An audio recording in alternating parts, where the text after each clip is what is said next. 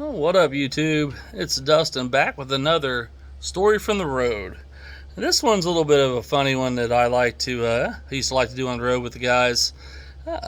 We had a square stage, but it was a plus sign, and the outer of it was square. So you had 4 foot of it was like a plus sign, and then the rest of the square was 2 foot. So from a top, it looked like a square, but you had 4 foot. It was plus, and 2 foot on the bottom, and then I had skirting around the whole thing.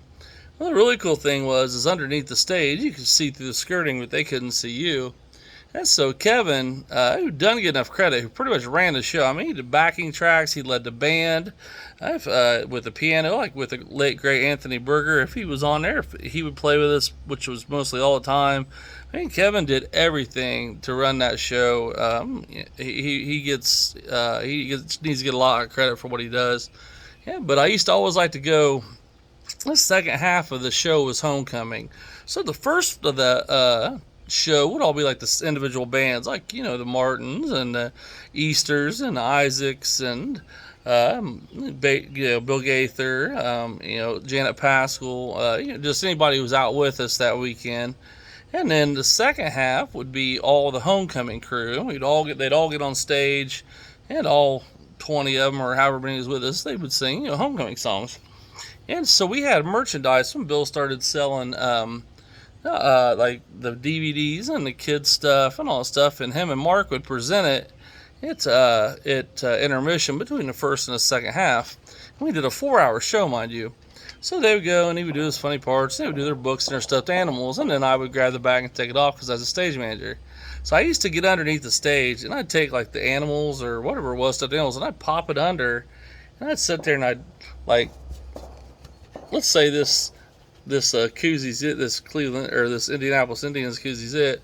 And so I would be like, do, do, do, do, do, do, do, do, do. And then Kevin would start laughing, and he'd point at somebody, go, look, look. And at that time, I'd pull it away.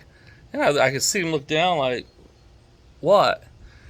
So then I'd do it like to Guy Penrod. And, I'd be up there, and I'd be dancing. I could see him up there on the thing, and he goes, hey, look, look, look. And I'd do this, I pulled away, and the guy's like, what? And he's like, no, seriously, look. And then I would wait for him to turn around, and Guy would be looking, and I'd bring it back out, and I'd start dancing, and I'd do little kicks and stuff like that, and have fun with it. And then he'd tap him again, and I'd pull it back. Oh wow, you guys probably thought those guys were just seeing things. But it was one of the funnier things I used to get to do on the road during the show, because after you do 4 years of touring with them, man, sometimes you got to find some stuff to keep you entertained. While you're sitting there, because pretty much while they're doing everything, you're just sitting there watching the same concert. So I used to have a little fun doing that, and that was one of my favorite stories too, of being able to toy with the artists while they're on stage, and also give Kevin credit where credit's due, because Kevin really ran that show. But man, did I have fun teasing him underneath there, Kev. So glad to share that with you guys, and look forward to more stories from the road on my new chapter here on the YouTube channel. If you haven't liked and subscribed yet, please do so, and I will keep the stories coming. I got plenty of them, and it's going to be a fun time for you guys to hear what it was like behind the scenes backstage with the vocal band and the Homecoming tour. Thanks.